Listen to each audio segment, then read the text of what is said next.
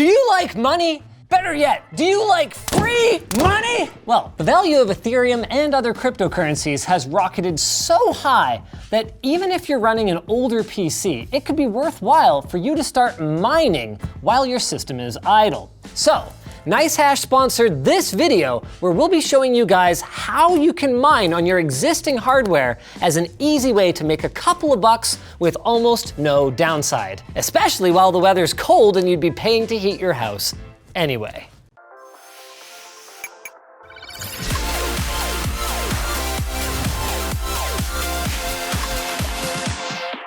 You're probably already familiar with cryptocurrencies, decentralized digital currencies with no direct tie to government-issued notes or coins, particularly if you already watched our mining series from a few years ago. But how many of you are actually doing something about it? Particularly those of you with a graphics card that has 6 gigs of memory or more. It may come as a surprise, but if your power rates are cheap enough, thank you PC Hydro, it's gotten really easy to tune your system to profitably mine crypto when it would otherwise not be doing anything. And conveniently, it's still winter, and a gaming rig is actually no less efficient for heating your house than an electric heater would be. But then there is the question of why bother? Didn't Bitcoin just have a major correction and we have no way of knowing what's going to happen to Ethereum now that ETH2 is live?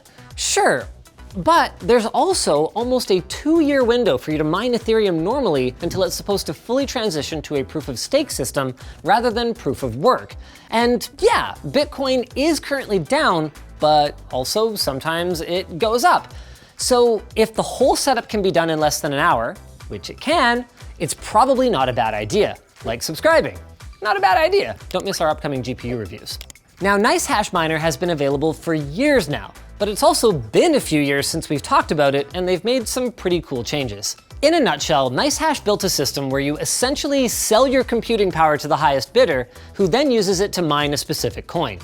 They get the coins that are generated, and you get paid in Bitcoin based on current market rates. This is really helpful for folks who are looking to acquire Bitcoin, since Bitcoin now requires ASICs to be mined effectively.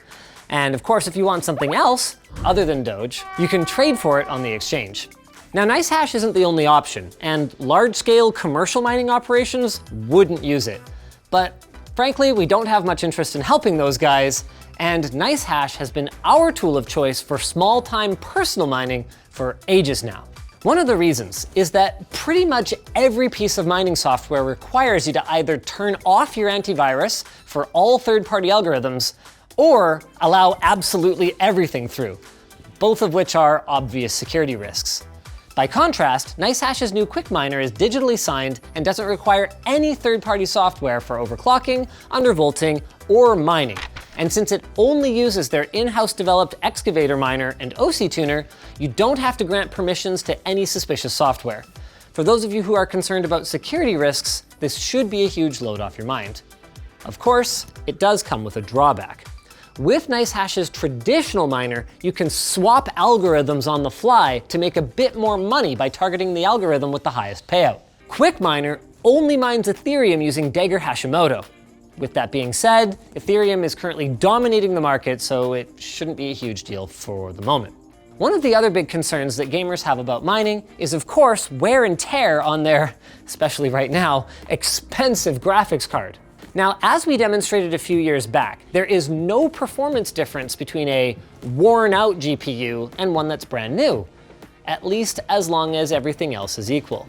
The challenge here is that modern graphics cards dynamically adjust parameters that do affect performance, like core clock, according to thermal and power limits.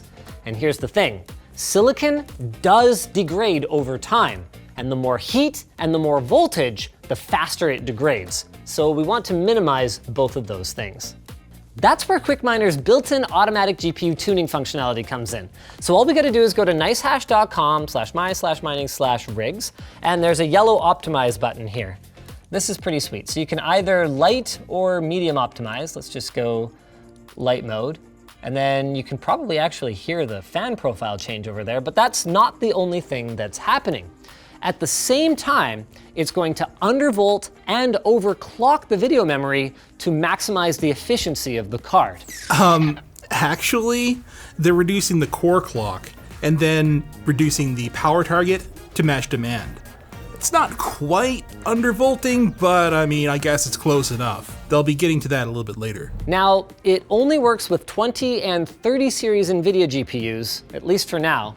But as long as you have at least 6 gigs of VRAM, you can also use their guides to manually tune your 10 series card. It should be noted that for now, AMD cards require an alternative overclocking utility. If you want even more efficiency, or if you're like, I'm heating my basement with this thing, who cares? You can right-click the system tray, go to AutoTune, and go all the way down to the bottom. This AutoTune right here should be able to get you either slightly better efficiency or maximum balls to the wall speed. If you want to play around manually, you can do that as well, and NiceHash has a full set of guides that you can check out on their website. Based on the method we just showed you guys, we're sitting pretty at around $5 per day of Bitcoin. That is, depending of course on current prices, which isn't at the point where I would recommend spending scalper prices on a new GPU hoping to make back your investment. But as my grandpappy always said, you can never have enough free money to spend at lttstore.com. He's right, you know. Great water bottles over there. By the way, before you leave, we do want to offer one final bit of advice. Not about tuning your rig or buying graphics cards, but about wallets. If you're going to hold any amount of cryptocurrency, we would strongly encourage you to get some sort of hard wallet or your own digital wallet that you control. Because whole crypto exchanges have basically vanished overnight, and you never know who's going to get DDoSed or hacked or have their founder die next. So it's always best to keep your own coin safe with yourself. Now, in the interest of full disclosure, NiceHash was actually hacked a couple of years ago.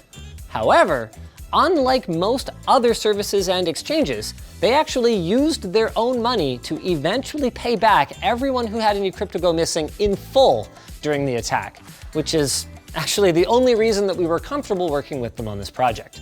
Because remember guys, it's not your mistakes that define you, it's how you handle the fallout after. Just like I would never make the mistake of not telling you about our sponsor, NiceHash. If you guys haven't figured it out yet, it makes it easy to turn your PC into a mining machine. No registration is needed, and they even act as an exchange so you can trade your coins into other cryptocurrencies. You get paid in Bitcoin every 4 hours, and their QuickMiner was made completely in-house to make it safer and easier to use than ever. So to learn more and register today, check out the link down below. How many of you are already mining with NiceHash, or another service by the way? Leave a comment below, and if you haven't already, make sure you check out our Mining Adventure series from a few years back. It's obviously a little older now, but there's still a ton of really good information in there about cryptocurrency and mining.